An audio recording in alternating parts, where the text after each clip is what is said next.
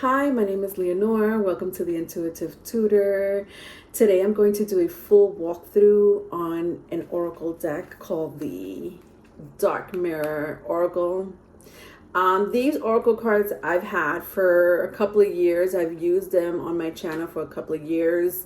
I also use it for readings, especially past life reading or anything that has to do with spiritual work. Love using these cards, especially when it has to when the reading has a lot to do with tapping into your dark side, or your psychological inner self, your subconscious, basically. This oracle deck was created by Ricardo Minetti and Laura Sava. Ricardo Minetti actually has two other oracle decks that are pretty popular. I'm pretty sure he has more. I only know of the Epic Tarot deck and the Magna Tarot deck. So you may want to look at those, especially if you're a fan of the Dark Mirror Oracle cards, okay? I happen to have two of them. I bought this one maybe back in 2019, I think. Then I was gifted a second one by one of my moderators, okay? I do have another channel. I do have a tarot channel, Leonore Cohen. If you want to check it out, I do have that link in the description box. I also have a Patreon page. My Patreon page does offer services there, plus extended videos. All right, so I'll leave those two links in the description box. Let's get started. So a lot of the images that you see here are like very traditional as far as fantasy images. And that's what the creator wanted. They wanted to create something that was like fantasy, sort of creepy, but most of all, as a reader, you have to discover beyond the images. We're tapping into the subconscious, all right? The Dark Mirror Tarot has a lot to do with the subconscious. It has a lot to do with the suffering of our subconscious. And the creator wanted you to really reconnect to your spiritual self, number one. And number two, accept the darkness from within. Now, let's talk a little bit about that darkness. The darkness has a lot to do with your psychological self. It is a process that we go through. We all have to go through a grief process. There are 5 stages of the grief process. And this is what I want to talk about when it comes to the Dark Mirror Oracle deck.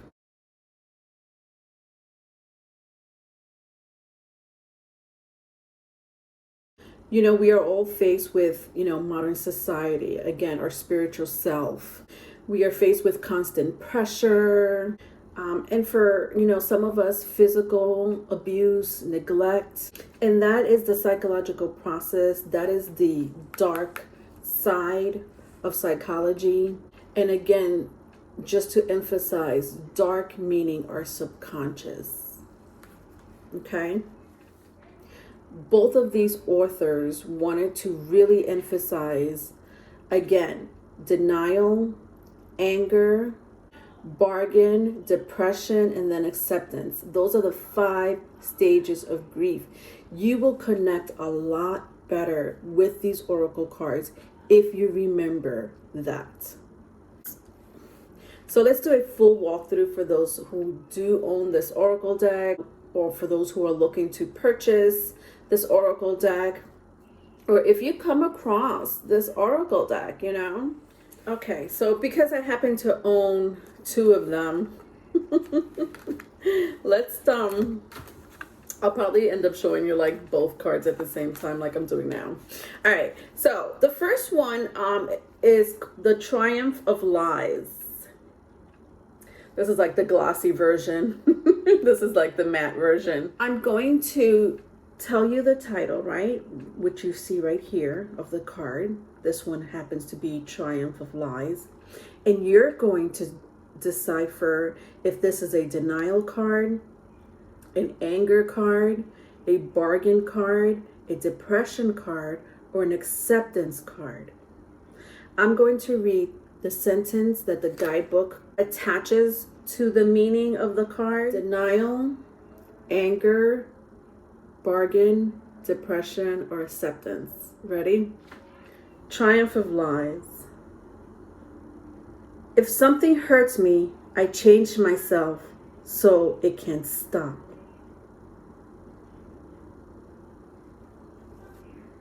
Bargain. The temple of my body. Again, here's the sentence, and ask yourself, which stage is this? The temple of my body. I feel I am not worth enough. Depression. Okay, so we have here obsession. Here's the sentence, and you decipher which stage is this. There's nothing else that can replace my focus. Denial. All right, so this is the fourth card. Is this me? Don't you love the imagery? All right, the sentence is, I cannot recognize myself, but I'm still me. Acceptance. I also want to make it clear that these oracle cards come with the cycle of the moon. I don't know if you could see it, right? This one here happens to be a crescent or a waning crescent. All right. So each card does have the moon phase cycle. All right. If that means anything to you. Here's the sentence for gilded regret. I feel like living in the past. Please give me 5 more minutes to linger. That was easy. Bargain. All right. Alone in this world. This is the 3rd quarter moon, as you could see. All right. I'm not going to point out the moon phase for each card, but just so you know, the creators did have the moon phase, which is very interesting because in tarot, the moon does represent our subconscious. In astrology, the moon does represent the subconscious. So it makes sense for him to add the moon phases, right? Alone in the world. In solitude, I stand. In solitude, I may shine. Acceptance. So here we have sacrifice. Number 7. Even if I have to break apart, as long as it serves a purpose. Anger. All right, again, I'm doing this for those who really love these oracle decks. Whatever. Moving on. The child that was meant to be. The sentence is, an instant of clarity is the light I needed. Acceptance. And this happens to be full moon.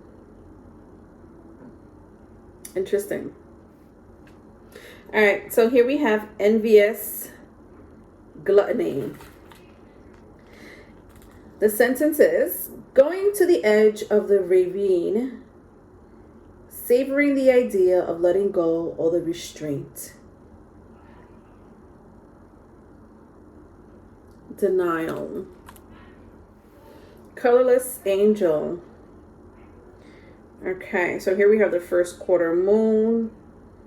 And the sentence is it better not to feel rather than feeling pain? That one's easy. Is it better not to feel rather than feeling pain? Denial. All right, addicted. Number 11, waxing crescent. The sentence is, it's not about choosing the chains. It's about choosing them again and again. Depression. That one is pretty profound. Even the image itself is, you know, it reminds me a lot of the Ten of Swords, right?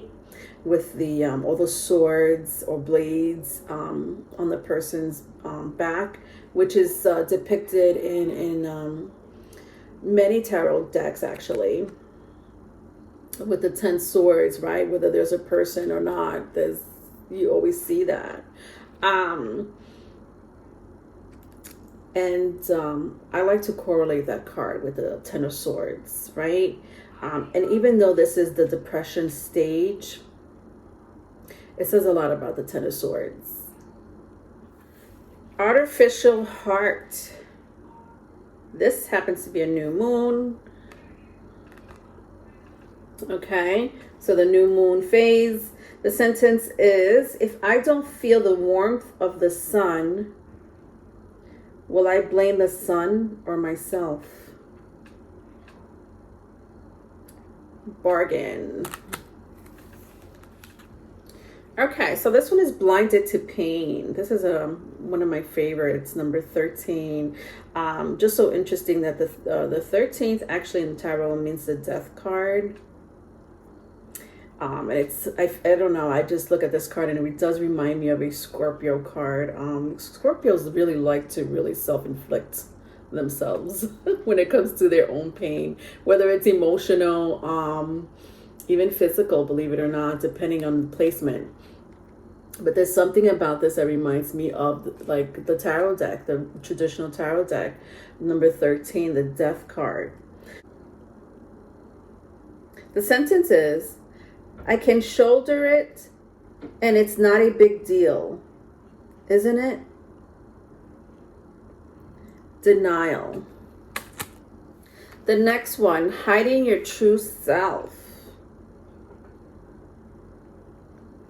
The sentence is, hiding is keeping things inside. Lack of trust becomes lack of hope. So there must be a limit. Acceptance. All right, so here we have masquerade.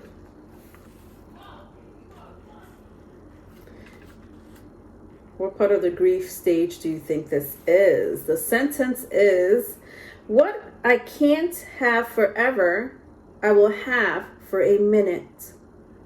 What I can't have for a minute, I will hold to me for 1 second. Bargain. Bargain. All right, this one probably is one of my favorite ones. I just love the image on this one. The black flower fragrance. Number 16. Another full moon. The world is unfair. Fuck off, dear world. Fuck you. Come on now. Do I have to repeat that? Anger. All right, so this one, forgetting oneself. The sentence is, time has an eternal present, not fleeting but locked. No progress is no regress either. Interesting. Denial. All right, we're up to number 18.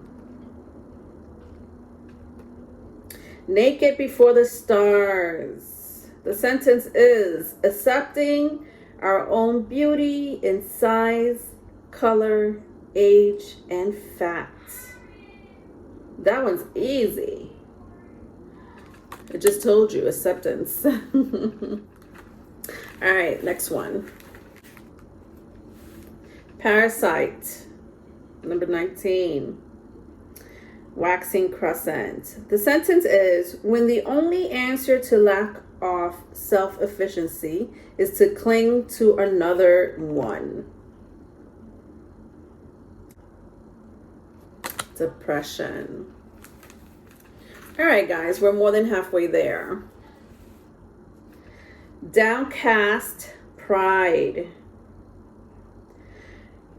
New moon. The sentence is bending to adapt becomes an excuse for the habit of bending.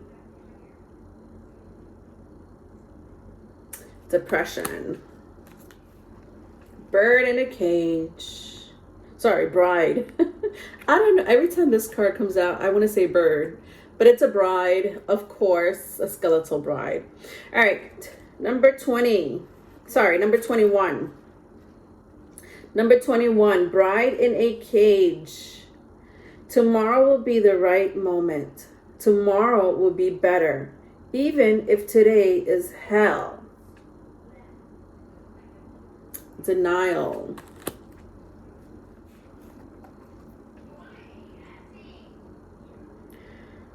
I won't cry for you.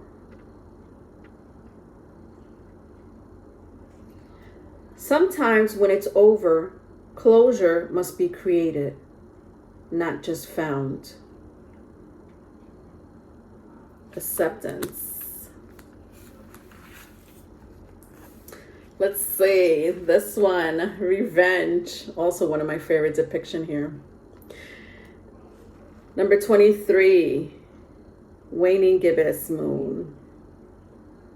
The sentence is, it is time to take arms against a sea of troubles, and by opposing, end them. Anger. All right, this is another full moon here. Queen of my world. The sentence is, I set limits to my world. Inside I am a queen, and outside is lost. Bargain. All right, number 25, fated to suffer. This one reminds me of Snow White and the Seven Dwarfs, when the witch comes and offer Snow White the apple. Doesn't this image remind you of this Disney tale? But again, a lot of the images here is supposed to be fantasy looking, you know. Yes, it's creepy, disgusting, scary, but that's what it's supposed to depict anyway, of a traditional fantasy image, just like you see here, which is why it reminds me of Snow White. Here's the sentence. Feeling confined into a script, forced by the other, and never really fought. Heading towards a destination of pain. Depression. All right, peaceful among thorns. I love this. This reminds me, I don't know why, but this reminds me of the Temperance card.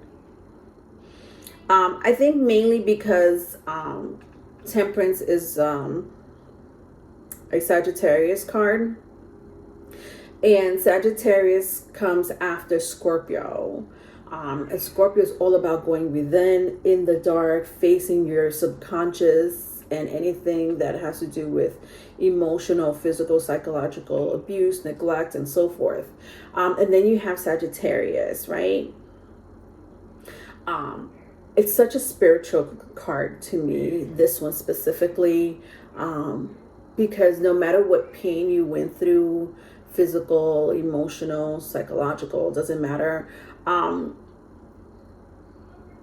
Afterwards, you know, once you confront that subconscious side of yourself, that dark shadow, whatever it is to you or in your reading, when you see this card, peaceful among thorns, it's to me such a temperance card, you know. And if anyone knows anything about the temperance, it's the angel that comes to save you. And if it's not an angel, your spirit guides, it's yourself. You come to save yourself, even within the pain that you still remember, that's still lingering. I'll read the sentence. The spiritual can't solve the material, but it can transcend it. Come on, that was easy. Acceptance. Even when I said the Temperance card, you should have gotten that. Fragmentation. I love this image too. Fragmentation, waxing crescent moon. The sentence is, when rage is projected inward, destruction joins confusion and we break. Anger. I don't know. I think I may like the images of the anger card really gets to me. And I don't have this memorized. I'm actually reading from the guidebook. Every time I like the image, it just happens to be anger. All right, moving on. All right, so here we have perchance to dream. Number 28, new moon. It says, if I sleep long enough, when I wake up, the pain will have been gone. Ooh, that's an easy one. But also a little confusing, right? It could be denial. It could be depression. Which one do you think it is? I think it could be both. I'll read the sentence again. If I sleep long enough, when I wake up, the pain will have been gone. So it's denial, okay, right? It is denial, but a lot of our denial turns into depression, which is why denial is number one, because it does come in different stages. Denial is number one. Number two is anger. Number three is bargain. Number four is depression. And number five is acceptance. So remember that we have to go through these stages one by one. Sometimes people will go into the denial stage, then anger, and will stay in the bargaining phase for quite some time. Then go into depression and probably will stay into the depression stage for quite some time. Some people will go into depression, then back to anger. And then after anger, they'll go into acceptance. So, these stages do come in order. They do, psychologically wise, we do go through these phases in order. Can we go from denial to acceptance? Not without going through some type of feelings. Whether it's sadness, whether it's anger, whether it's bargaining. Those three in the middle have to do with feelings.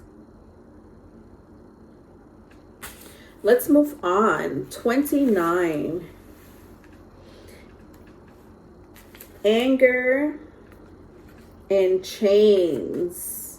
The sentence is, force channeled outside, unreasonable, undirected, but powerful. Force channeled